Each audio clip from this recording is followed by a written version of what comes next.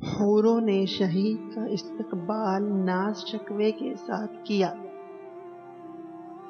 حضرت ابو ادریس مدنی رحمہ اللہ فرماتے ہیں کہ زیاد نامی مدینہ منورہ کا ایک شخص ہمارے پاس آیا۔ ہم نے سرزمین روم کی ایک عمارت پر جو کہ گرجا گھر کے مشابہ تھی حملے کا پروگرام بنایا، تو زیاد سمیت ہم 3 مجاہد ساتھیوں نے عمارت والے شہر کا محاصرہ کر لیا۔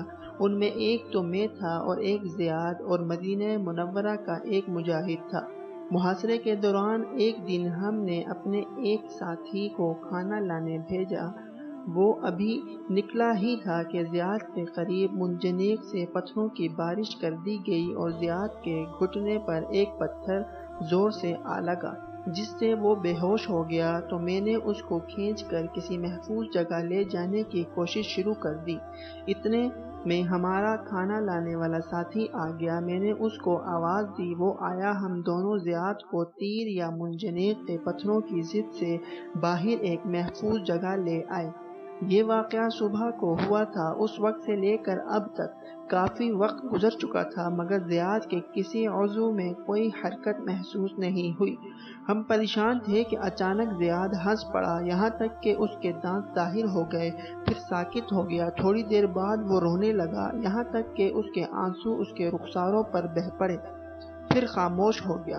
ہم یہ سب دیکھ رہے تھے کہ اچانک اس نے آنکھیں کھول دی اور سیدھا ہو کر بیٹھ گیا اور ہم سے مخاطب ہو کر کہنے لگا کہ میں یہاں کیسے آیا؟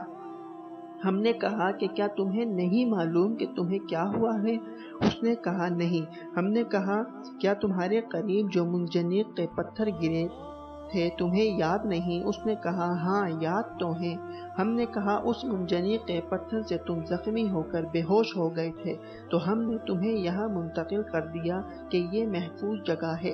اس نے کہا ٹھیک ہے، اب میں تمہیں اپنا حال سناتا ہوں کہ مجھے ایک یاقوت یا زبرجد کے پتھروں سے بنے ہوئے محل میں لے جایا گیا، جہاں تہ بتہ بستر رکھے ہوئے تھے اور ان کی 2 جانب چھوٹے چھوٹے تکیے سجے ہوئے تھے۔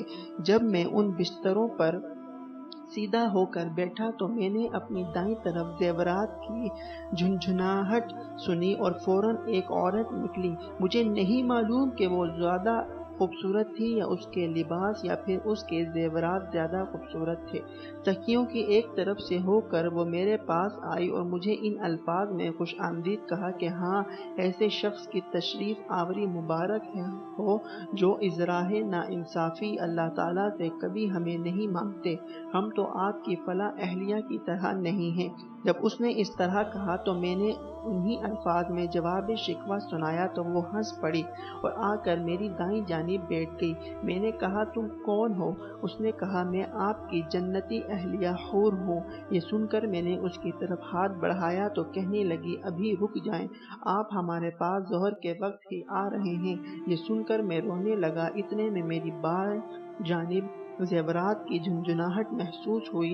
مڑ کر دیکھا تو اس شان کی ایک اور عورت کھڑی نظر آئی اور اس نے بھی پہلے کی طرح پرناز شکوہ کیا تو میں نے بھی حسب سابق جواب شکوہ سنایا۔ اس نے بھی بتایا کہ وہ میری ہی جنتی اہلیہ ہے تو میں ہنسا۔ وہ میری بائیں جانب بیٹھ گئی۔ میں نے اس کی طرف ہاتھ بڑھایا تو کہنے لگی ذرا ٹھہریے، ابھی ظہر کے وقت ہی آپ ہمارے پاس آنے والے ہیں۔ یہ سن کر میں پھر رونے لگا۔ حضرت ابو ادریس رحمہ اللہ فرماتے ہیں کہ وہ بیٹھے بیٹھے ہمارے ساتھ اس طرح باتیں کر رہا تھا۔ اتنے میں ظہر کی اذان ہوئی تو وہ ایک طرف جھک گیا اور اس کی روح پرواز کر گئی۔